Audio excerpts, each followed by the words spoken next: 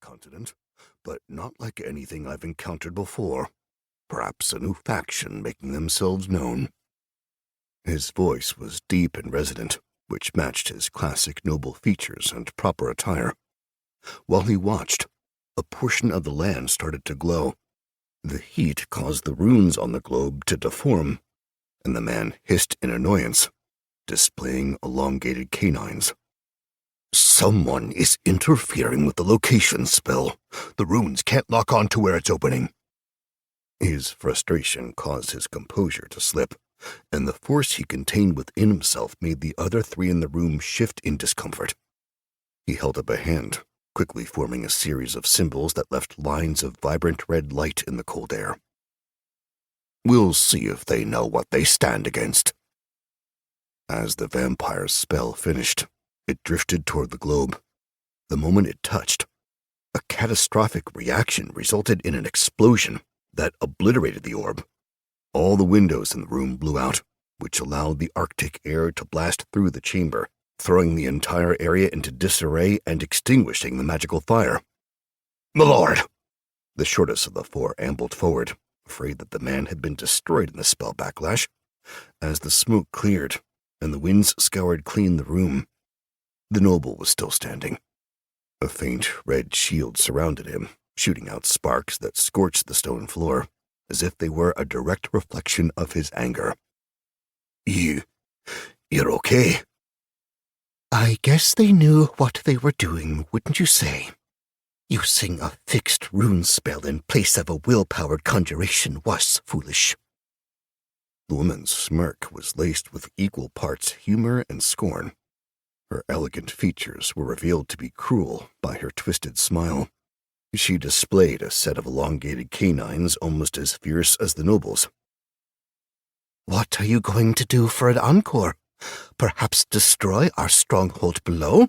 Collapse the cavern holding my ship?" She tapped her lips with a perfect finger. "I know. You could challenge the dragon to single combat again, since that worked so well last time. I'm sure the demon hordes would love to cheer the two of you on." The noble snapped his fingers, dismissing the shield. His displeasure at the woman's sharp words were ignored as he focused on the more pressing issue. "This is direct interference from the other side. We have to answer this incursion immediately.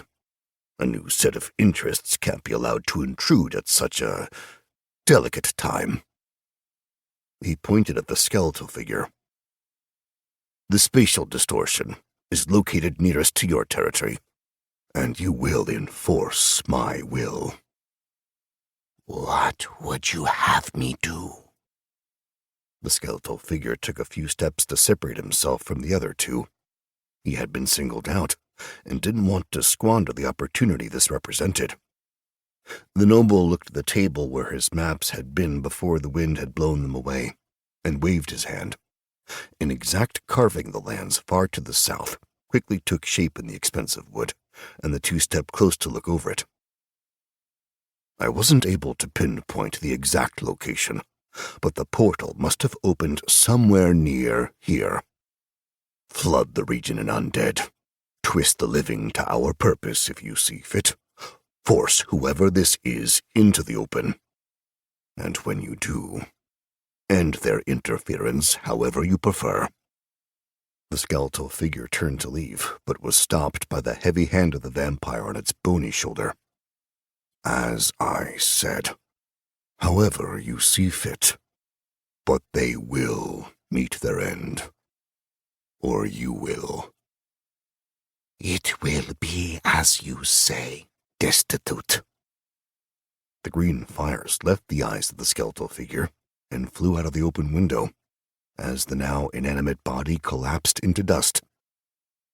The noble figure, known as the Destitute, turned back to the other two still in the room with him. There were more immediate issues that needed to be resolved.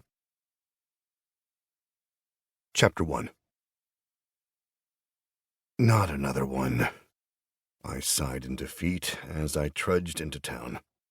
This was only the third village I had come across since coming here, and all of them seemed to follow.